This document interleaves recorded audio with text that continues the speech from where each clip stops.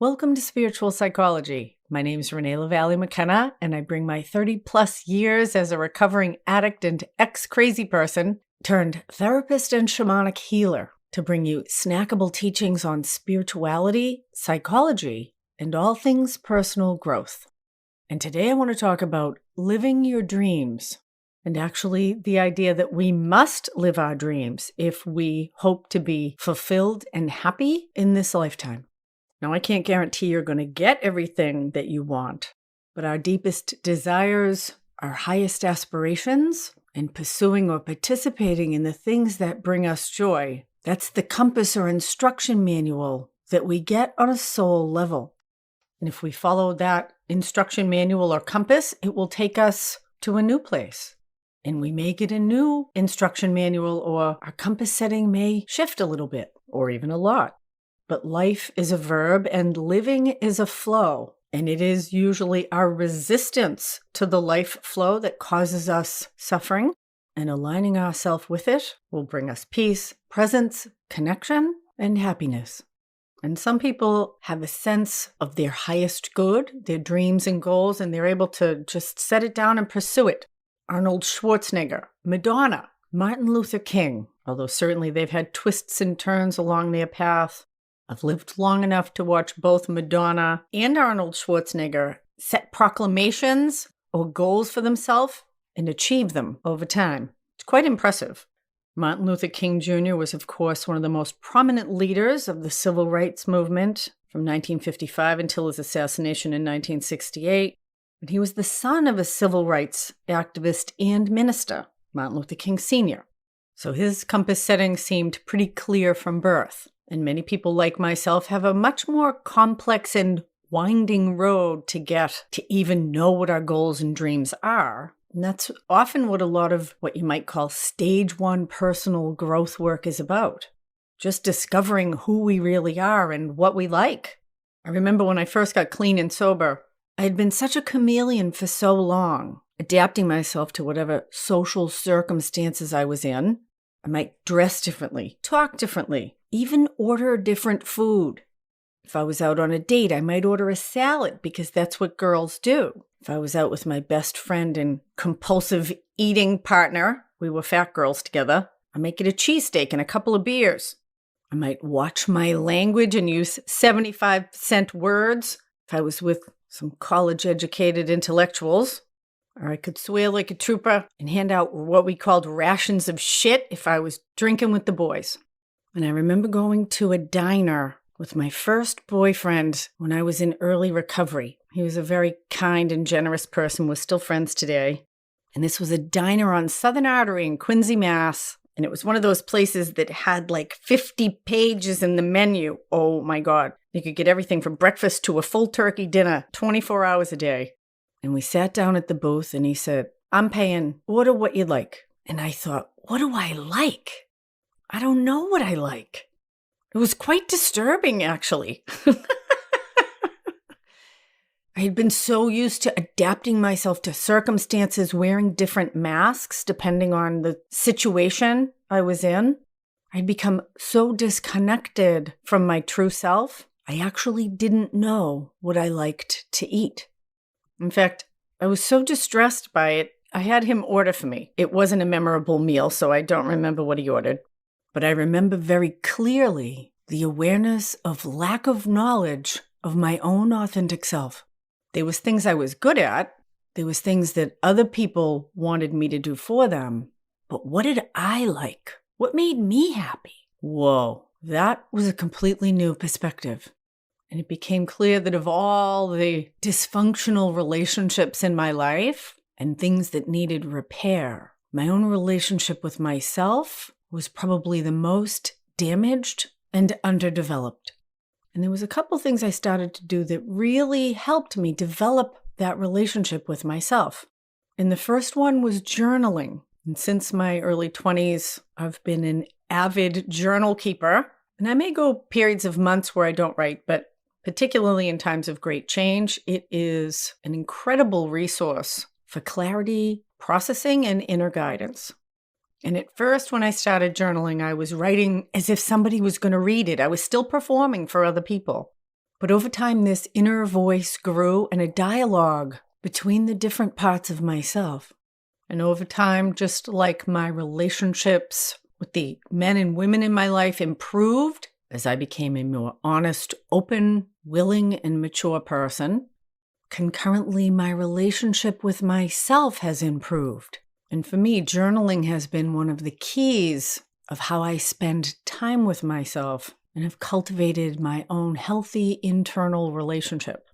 And the second thing I did and continue to do, which has grown out of that journaling practice, is to play and experiment and try new things, to take risks and see what I like. And there's been a lot of what I call negative learning in my life, particularly in relationship and at work, romance and finance, two big areas where most of us could use a tune-up or some new parts. And learning the things I didn't like was really important. It started to narrow the field, give me a sense of those compass settings that might suit me best. So, for example, I had tremendous trouble keeping a job. I only got fired once, and it was from the very first job I had, cleaning hotel rooms at the Boston Motel. I was 13 or 14. Oh, and we all used to steal from those rooms, change and packs of cigarettes, weed, if people were stupid enough to leave it in the room. And a bunch of my friends and I all worked there on weekends cleaning these nasty hotel rooms, and we all got fired at the same time. So although I don't know if I did anything specific, we all deserved to get fired. And subsequent jobs, I just quit before I got fired, often before I was even fully trained, because I hated every job I worked at pretty much. And I thought I had a problem with work until I started to work for myself. And I realized I don't have a problem with work. I have a problem working for other people. And I've been self-employed since I was in my late 20s, and I will never work for anyone again, except for me. And I love my boss. I've been dabbling around in a 12-step program for money issues called Debtors Anonymous. And I heard this wonderful concept recently. God is my employer. Love that. Actually, Goddess is my employer. I'm just a resident manager. And I try to check in with the boss as much as I can to find out what I should be doing. Because aligning myself with the life force, with Goddess's will for me, I have discovered is actually the shortcut to happiness. Having gone off-road and tried to draw my own maps for a while, I'm ready to follow divine instructions, and it's working pretty good. It can be challenging as hell, but doing difficult things makes us stronger, builds character, and makes us feel good about ourselves. And I gotta tell you, I'm feeling pretty good and strong. I can bench press 70 pounds. I'm aiming for 100. Progress, not perfection.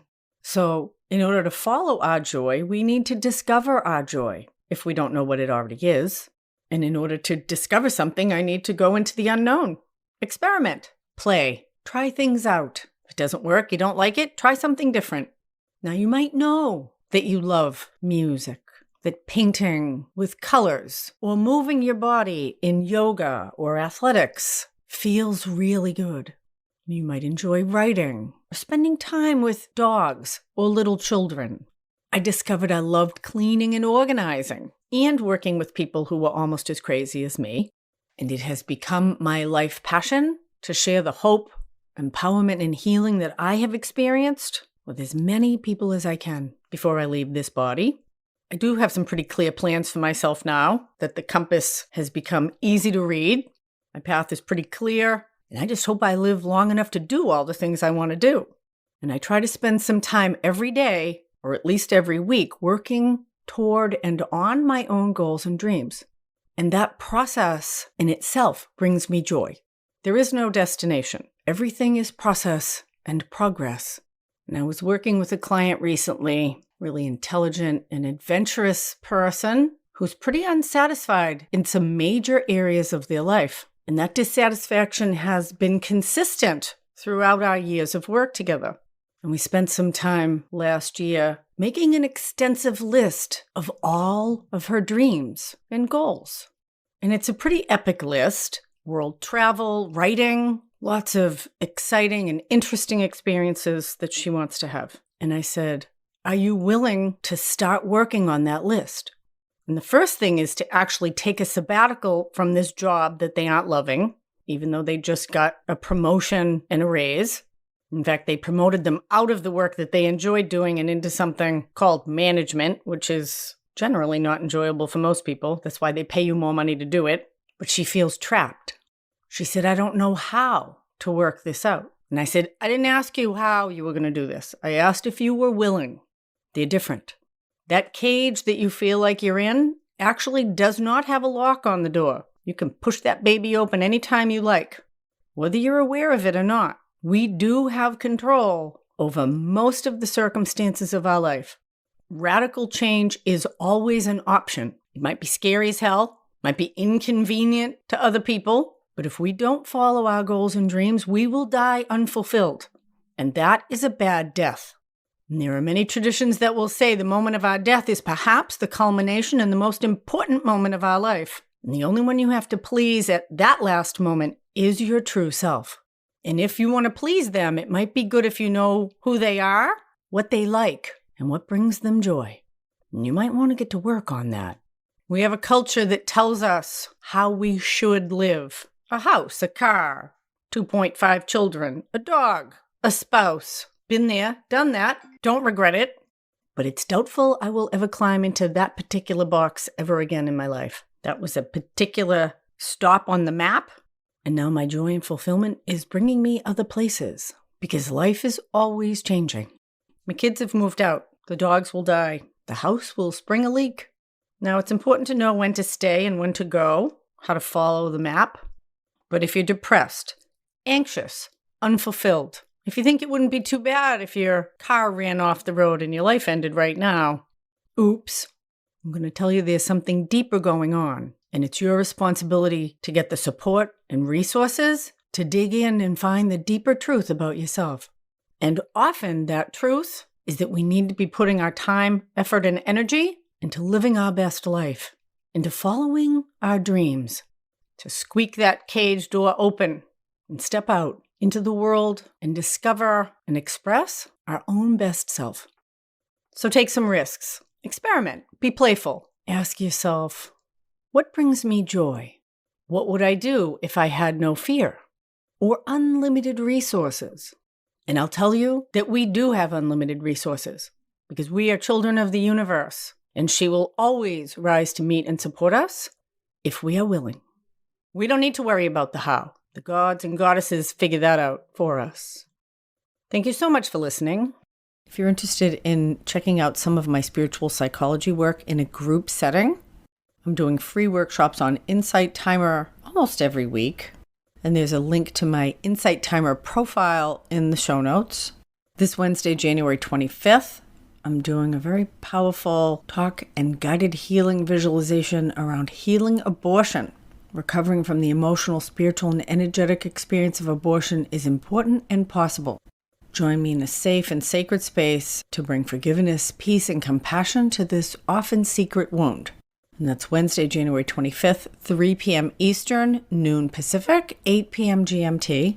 Wednesday, February 1st, also on Insight Timer, will be Finding the Golden Child. This is an aspect of our authentic self that's connected with the unique gifts, talents, and life energy that we are meant to bring into the world. The Golden Child will empower and revitalize you on all levels. It's an excellent place to start in living your dreams. So that's Wednesday, February 1st, also at 3 p.m. Eastern, noon Pacific, 8 p.m. GMT. And Wednesday, February 15th, you can join me for Transforming Trauma, powerful talk and guided inner journey, where we will bring the wounded parts of ourselves out of suffering and into the peace of the present moment to be loved and healed, and to receive the compassion and care that they have always needed. If you'd like a free download of the first chapters of my book, Allies and Demons, Working with Spirit for Power and Healing, there's a link also in the show notes. And if you'd like to find out more about how a block of spiritual psychology work might benefit you in your life, or learn about my year-long mentorship program, shoot me an email, info@reneemckenna.com. Deep gratitude to my supporters on Patreon and through this podcast. And blessings on your path until we meet again. This is Renee Lavallee McKenna for Spiritual Psychology.